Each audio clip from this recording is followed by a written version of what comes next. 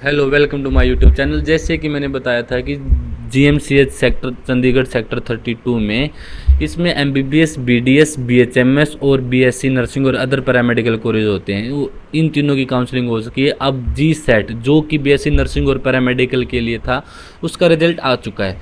तो बहुत सारे बच्चों को बहुत सारी कन्फ्यूजन है। सबसे पहले ले लेते हैं कि कट ऑफ को ही ले लेते हैं। कट ऑफ कितनी जाएगी? बहुत कट ऑफ से पहले मैं बता दूं कि जो जीएमसीएच की कट ऑफ है वो ना पीजीआई नर्सिंग पे डिपेंड करती है। कैसे डिपेंड करती है? जो बच्चे जीएमसीएच में अप्लाई किया उन बच्चों ने ही पीजीआई नर्सिंग में अप्लाइड किया होता है, तो इसलिए वहाँ यहाँ से उसकी कट ऑफ ज़्यादा जाती है। वो अच्छा कॉलेज माना जाता है, तो यहाँ से वहाँ बच्चे चले जाते हैं, इसलिए कट ऑफ और नीचे चली जाती है।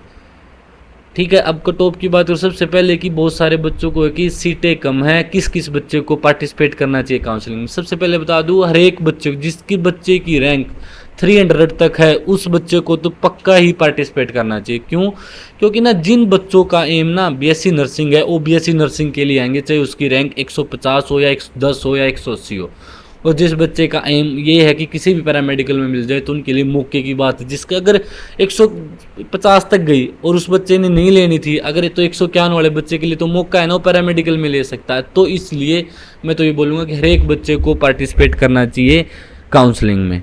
ठीक है, अब कट ऑफ की बात कर लेते हैं। कितनी कट ऑफ जाएगी? अगर 2 पुल है, जर्नल पुल, यूटी पुल।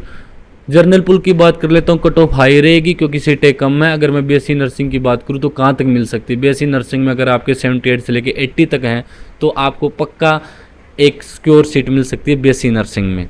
अगर आपके नंबर इससे कम है तो आपको इधर पैरामेडिकल कोर्स मिल सकते हैं। अगर यूटी पुल की बात करूँ, यूटी पुल में एक बहुत अच्छी बात हुई है कि टोटल जैसे जर्नल की फिक्स सीटें हैं, उसमें एक ही एससी का स्टूडेंट है जिसके इतने नंबर आए हैं जो कि जर्नल की सीट को पिक कर सकते हैं। इसलिए जर्नल की एक सीट कम हो जाएगी और एससी की एक सीट बढ़ सकती है। अगर होएगा, ये पक्का ऐसा ही होएगा। तो इसकी कट ऑफ कितनी जा सकती है यूटी पुल की? यूटी की पुल की बात करें, एससी की देखें तो एससी की लो जाएगी और 55 से लेके 58 तक की बात कर लेते हैं। अगर मैं जर्नल की बात करूँ तो जर्नल की कितनी जा सकती है? जर्नल की जाएगी 60 से लेके 62। इस यहाँ तक बच्चे के हैं तो उसको बीएससी नर्सिंग मिल सकता है। अब आप बोलोगे कि मुझे पैरामेडिकल की कितनी कट ऑफ जा सकती? पैरामेडिकल की कोई फिक्स कट ऑफ नहीं होती, क्योंकि मैंने बताया कि हर एक बच्चा जो जिसने जी सेट एग्ज़ाम दिया उसका मेन क्या है कि बीएससी नर्सिंग। जिसको बीएससी नर्सिंग नहीं मिलेगा उस सीटें छोड़ते जाएंगे, तो क्या पता उसको 300 वाले को भी पैरामेडिकल में मिल जाए। इसलिए हर एक बच्चे को काउंसलिंग अटेंड करना ज़रूरी है। ठीक है, ये सबसे बड़ी बात होती है। अगर ये है कि जिस बच्चे को अगर फर्स्ट राउंड में नहीं मिली सीट तो क्या करना चाहिए? उसको पैदर में ले लेना चाहिए या बीएससी जैसे सेकंड का आप ना सेकंड का वेट कर सकते हो। अगर आपने किसी अदर पैरामेडिकल में ले लिया, अगर आप सीट सरेंडर करोगे तो आपको उस कोर्स की पूरे साल जितना, अगर 3 साल का या 4 साल का, तो सारी फीस आपको देनी पड़ेगी। ठीक है, बात ये होगी। तो और इसके बाद बात कर लेते हैं भाई, और फीस कई आए हुए थे कि फीस कितनी है बीएससी नर्सिंग की। अगर मैं बात करूँ तो 10 से लेके 11,000 प्रत्येक ईयर फीस है। 2 बार एग्ज़ाम होंगे, एग्ज़ाम फीस भी 10,000 है। अरे 6 मंथ में आपको 10,000 बनना पड़ेगा। बहुत बच्चे को हॉस्टल मिल जाते हैं, जी सेट वाले को भी हॉस्टल मिल जाते हैं। 2 शेयरिंग में भी है, 3 शेयरिंग में भी। उसका क्या है, रूम का जो है वो 12,000 है।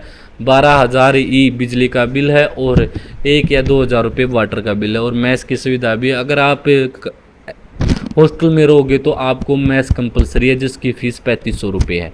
डॉक्यूमेंट की बात कर लेते हैं। हर एक बच्चे को अपने ओरिजिनल डॉक्यूमेंट लेके आने हैं जब काउंसलिंग हुई। 31 तारीख को नहीं आना, 31 तारीख को स्टाफ जो आपके हुए हैं उनको कलेक्ट करेगा। अभी तक जो हमने इन्फॉर्म मिली है 31 तारीख को नहीं आना है।